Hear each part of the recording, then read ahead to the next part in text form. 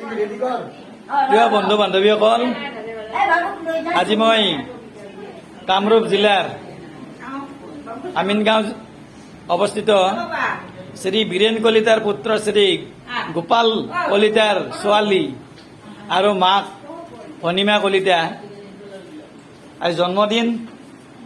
এই আজি জন্মদিনৰ আমাৰ কেণ্ডিডেট হৈছে কৃতিকা কলিতা। কৃতিকা কলিতা মোৰ লগত আছে আৰু কৃতিকা কলিতাৰে জন্মদিনৰ উপলক্ষে আজি সত্যনাৰায়ণ সেৱাৰ আয়োজন কৰিছিলে।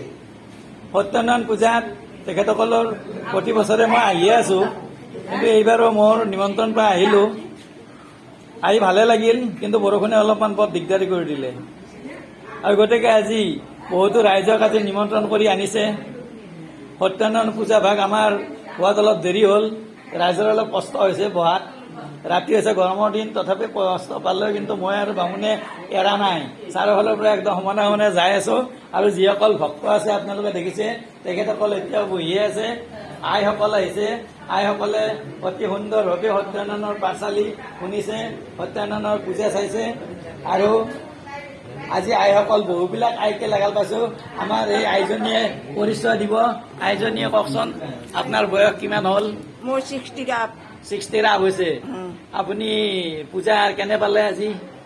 ধুনীয়া পাইছো। ধুনীয়া পাইছে? ভাল লাগিছে? ভাল লাগিছে। ভাল লাগিছে। বাচ্চাটোক আশীৰ্বাদ কৰিব এই পূজাৰ যোগেদি, তাই যাতে বিদ্যবান হয়, সুবিদ্যবান হয়, আমি আশা ৰাখিছো। আমি আশা ৰাখিছো। ঠিক আছে বাৰু, আকৌ লগ পাম আপোনাক। আপোনাৰ নামটো বাইদেউ? মোৰ দীপাঞ্জলি বৰুৱা। দীপাঞ্জলি বৰুৱা। আপোনাৰ আমিনগাঁৱতে ঘৰ নহয়? আমিনগাঁও। ঠিক আছে। আৰু নেক্সট আমাৰ এটা আইতা আছে, আমাৰ নামঘৰৰ সকলো কাম কৰে। আইতাজনীক মই সদায় নাৰায়ণ পূজাত আহিলে লগ পাওঁৱে আৰু এই আমিনগাঁৱত আহিলে মই আইতাক লগ পাওঁৱে। আজিও আইতা আছে। আইতাৰ নাম কি আছিল? অকণবালা দাস আমাৰ লগত আছে। গতিকে অকণবালা দাসৰ বয়স প্ৰায় 70ৰ ঊৰ্ধ হৈছে। গতিকে তেখেতে হৰিনাম গাই খুব ভাল পায়। মই মাজে মাজে লগাল পাওঁ, এই লক্ষী মন্দিৰত আহে আৰু লক্ষী মন্দিৰত আহিলে তেখেতক উপস্থিত পাওঁৱে। আৰু বহুতো ভক্ত আছে আমাৰ ইয়াতে। এজন আমাৰ মহাশয়তে আচলতে তেখেতৰ নামটো নাজানো, কিন্তু আজিয়ে চিনাকি হওক এই ভিডিঅ' যোগে। মোৰ নাম হৈছে জিন্তু শৰ্মা। জিন্তু শৰ্মা। আপোনাৰ ঘৰ? মংগলদৈত ঘৰ। পূজাত আহি কেনে লাগিলে? ভাল লাগিছে। ভাল লাগিছে। আৰু এই আমাৰ এটা মাইনা আছে জিন্তু শৰ্মাৰ, এই সম্ভৱ কিজানি মাইনাটো কি নাম?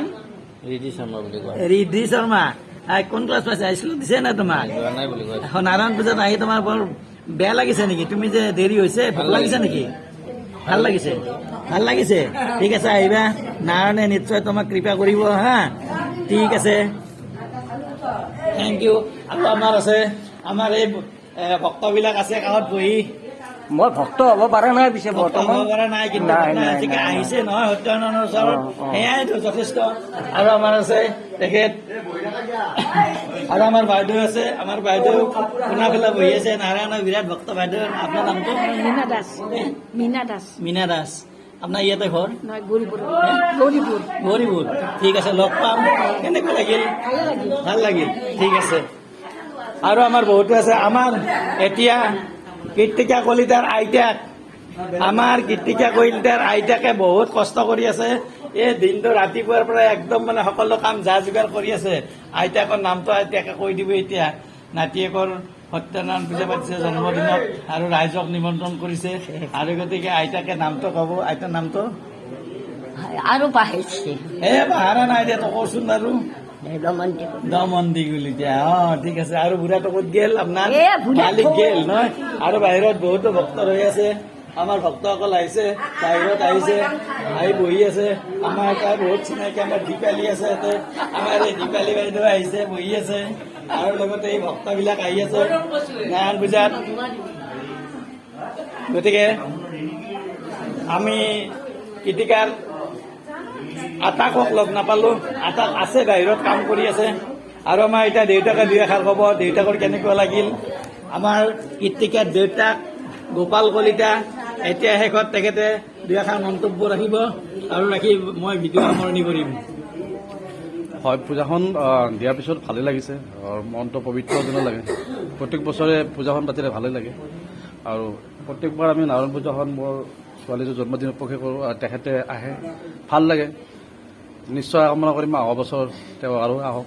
নিশ্চয় লগ পাম আকৌ আপোনাৰ লগত এই নাৰায়ণ পূজা উপলক্ষেই হওক বা অন্য পূজা উপলক্ষে হওক দেখা দেখি হ'ব। শুভেচ্ছা নিশ্চয়, থাকিল নিশ্চয়। আপোনাৰ ভগৱান সত্যনাৰায়ণে যাতে বাচ্চাটোৰ দীৰ্ঘায়ু কৰে আৰু সুবিদ্যাবান কৰে, তাইক এজনী মানুহ কৰে, তাৰ কাৰণে মই ভগৱানৰ ওচৰত প্ৰাৰ্থনা ৰাখিছোঁ। নিশ্চয় কীৰ্তিকা দিন মানুহে ওলাব। ধন্যবাদ ধন্যবাদ ভক্তবৃন্দক ধন্যবাদ জনাই আজিৰ ভিডিঅ' সামৰণি মাৰিছোঁ।